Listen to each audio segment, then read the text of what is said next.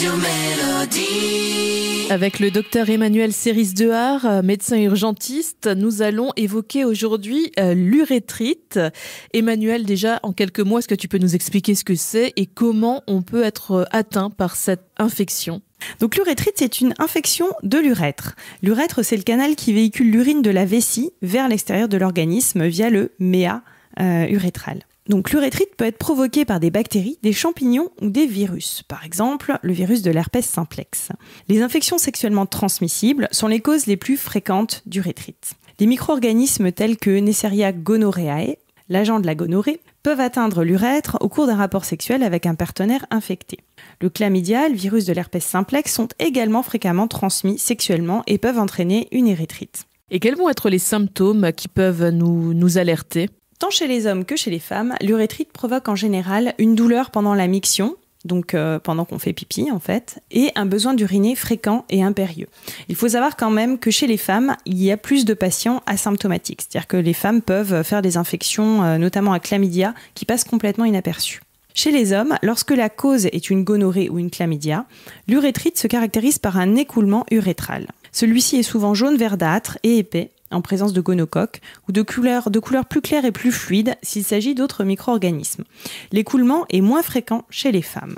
Alors dans certains cas, tu nous disais qu'il n'y avait pas du tout de symptômes, mais est-ce qu'il peut y avoir des complications ? Effectivement, l'enjeu sur quelque chose qui peut ne pas être symptomatique, c'est qu'il puisse y avoir des complications sans qu'on se rende compte qu'on a été infecté. En cas d'infection urétrale non traitée ou incorrectement traitée, un rétrécissement ou sténose urétrale peut se produire. Et cette sténose peut augmenter le risque ultérieur d'infection vésicale ou rénale. On comprend bien que quand l'urine n'arrive plus bien à sortir par un conduit qui est rétréci ou fibrosé, ça peut augmenter forcément le risque d'infection en amont, d'une part, et d'autre part, ça peut également donner une réduction du jet urinaire ou des difficultés à uriner. Une gonorrhée non traitée entraîne également une accumulation de pus ou abcès autour de l'urètre. Et un abcès peut provoquer la formation de diverticules.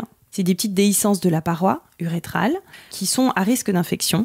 Et si l'abcès perfore la peau, le vagin ou le rectum, l'urine peut sortir en fait par cette connexion pathologique nouvellement créée, par cette fistule en fait. Par ailleurs, chez les femmes qui sont souvent asymptomatiques, l'importance de diagnostiquer notamment une infection à chlamydia et que ça risque d'occasionner une inflammation de l'utérus et des trompes de Fallope qui peuvent être à l'origine de grossesse extra-utérine ou d'infertilité. À l'accouchement, ça peut également donner chez le nouveau-né des conjonctivites ou des pneumonies. Donc le diagnostic de l'urétrite, quand maintenant on a une suspicion d'urétrite, c'est l'analyse d'urine, parfois le prélèvement urétral et parfois la culture urinaire.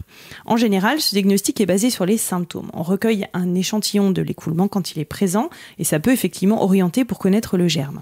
Alors le traitement de l'urétrite, c'est les antibiotiques et les antiviraux en cas d'infection par l'herpès simplex.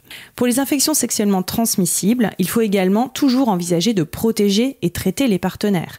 Donc protéger mécaniquement avec un préservatif et traiter, mais effectivement signaler que soi-même on a été diagnostiqué positif, qu'on est suspect d'avoir une infection sexuellement transmissible et qu'il faut absolument se faire traiter. Donc quand on pense infection sexuellement transmissible, on pense tout de suite VIH. Mais il n'y a pas que le VIH, il y a effectivement ce type d'infection qui se traite très bien par des antibiotiques sous réserve d'être au courant.